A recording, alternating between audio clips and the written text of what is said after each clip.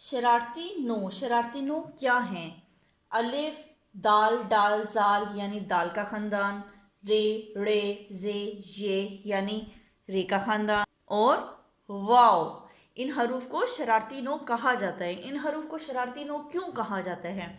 इन हरूफ को शरारती नो इसलिए कहा जाता है क्योंकि ये अपने बाद में आने वाले हरूफ को अपने साथ जुड़ने नहीं देते। खुद तो ये जुड़ जाते हैं लेकिन अपने बाद में आने वाला जो भी हर्फ होता है उसको अपने साथ जुड़ने नहीं देते। जैसे मिसाल के तौर पर अलिफ से हम लिखेंगे अनार। अब अनार में देखें, जो पहला अलिफ है उसने अपने आगे आने वाले नून को अपने साथ जुड़ने नहीं दिया, लेकिन खुद वो पीछे से नून के साथ जुड़ गया है। इसी तरीके से हम लिखेंगे अलिफ, वाव, रे और। ये तीनों जो हरूफ हैं वो शरारती नो हैं, इसलिए ना अलिफ ने अपने आगे वाव को अपने साथ जुड़ने दिया, इसी तरह ना वाव ने अपने आगे रे को अपने साथ जुड़ने दिया। इसी तरीके से हम दाल से लिखेंगे दादा।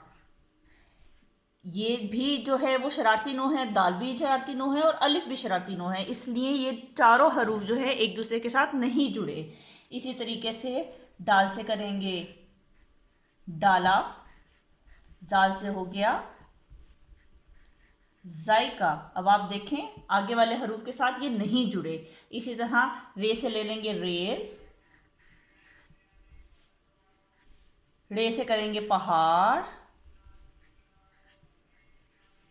जे से हो गया जराफा। ये हरूफ जो हैं वो आपस में नहीं जुड़े क्योंकि ये शरारती नो हैं। इसी तरह वाव से करेंगे पौधा।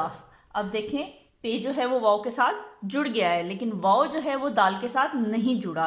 अपने से बाद में आने वाले हरूफ के साथ ये नहीं जुड़ते। यही इनकी शरारत है और इसी वजह से इनको शरारती नो कहते हैं। जैसे वाव से हम कर लेंगे वर्क